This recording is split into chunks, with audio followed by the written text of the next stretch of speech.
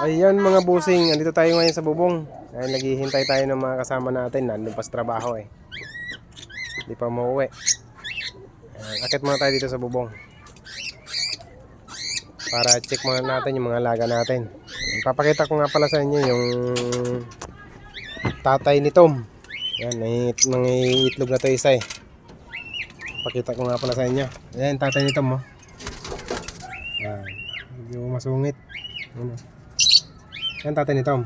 Bali nanay niya nandito sa ugad. Ayan, ayan, mapapansin nyo yan oh. Nagsusungit, ayan oh. Nagsungit. Silipin natin kung ilan na yung itlog. Pero itlog ka nga yan. Bali, isa pa lang mga busing itlog niya, ayan oh. Isa pa lang. Yung kamay ko. Balik na muna natin kasi nagwawala na yung tatay. Ayan, nagwawala yung tatay. Isa pa lang yung itlog. Bali, ayan oh, pasok agad oh. Ayan. May itlog na siyang isa. Dito naman sa ating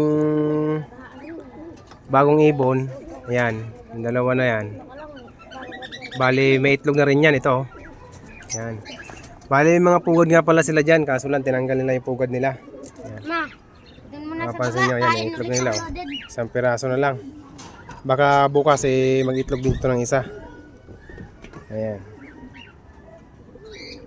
Sana eh magpisa. Then dito naman sa kabila, update din tayo dito sa ating mga ringneck dove. Bali may itlog na rin pala to.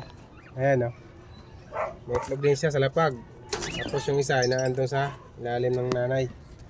Bali tingnan natin. Ayan oh. Bali dalawa yung itlog niya. Ayan. Pagtabihin na lang natin para limliman ng maayos. Ayan.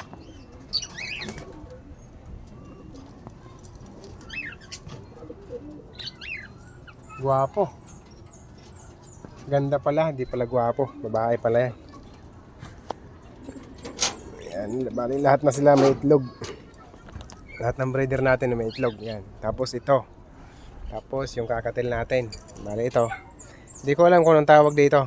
Pero ang guwapo rin nito. Pagka tumubo na yung balahibo nito,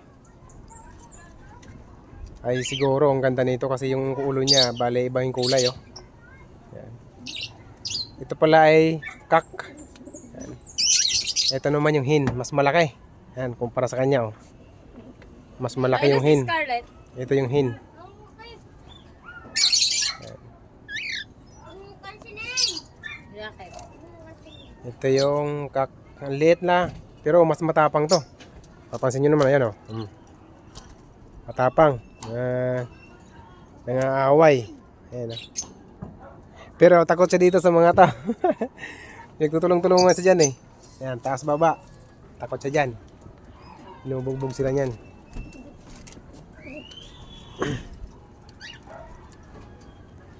Sana eh mamisa kasi nagandahan ako dito eh.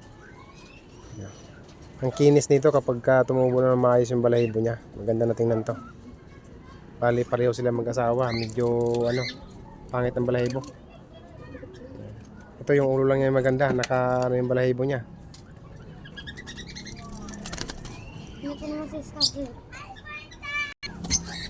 Bali ayan o. Pagkabalik natin ng kulungan, pasok agad yung babae. Siguro eh may itlog. Na-disturbo natin. Ayan. Hayaan muna natin sila dyan para hindi natin ma-disturbo no. Ayan yung asawa niya. Bantay. Tapang din yan. Kaya hindi ko hinahawakan kasi tuwing hahawakan ko yung mga yan eh lagi nadugo yung kamay ko. Tapos update nga rin pala tayo sa mga kalapati natin bumalik. Ayan. Bali lahat ng pala ng kalapati natin pinamigay na natin. Ngayon, may bumalik dito. Bali yung isa, may apat na sana bumalik. Yung isa bumalik dito, hindi natin na hinuli. Kasi hinayaan na muna natin. Medyo busy tayo nakaraan. Yan. Bali yung mga bumalik sa atin. Yung babae, yung chika. Yan, tapos yung barako. Isa. Tapos ito yung kapatid ng chicard. Yan. Papakita ko nga pala sa inyo kung paano mamarako itong ibon na ito. Maliit. Yan.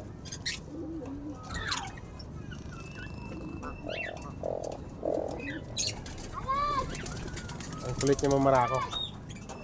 Ay, paipal si Tom. Papansin.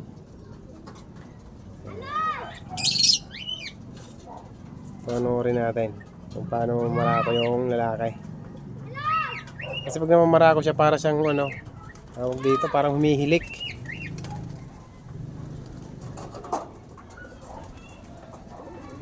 Ayaw na, nahiya na tuloy.